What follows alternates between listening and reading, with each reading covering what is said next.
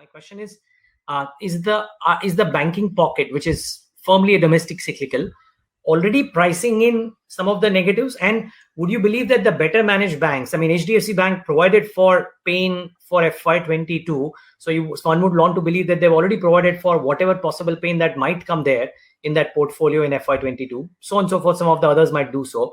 Do you reckon that the valuations are pricing in for some of the high quality private sector banks, or is it uncertain right now?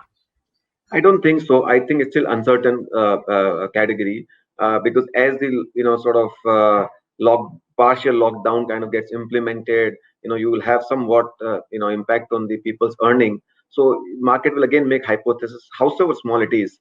Some hypothesis around again the retail or credit quality, and to that extent there will be worries. So it won't come back in a hurry. So even it will be also part of the same correction phase where.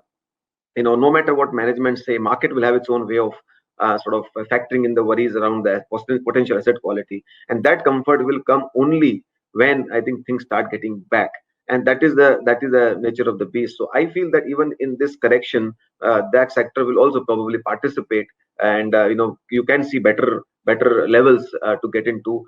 But I'm again very convinced that banking sector is strong as ever. Most balance sheets are fairly repaired. They are ready for credit growth. So as things settle down, those ones will deliver superior returns over next 4 or 5 years. So probably if you see a steep correction, some of the larger banks, good brands, good balance sheets, well run management, you will see good value creation happening out there.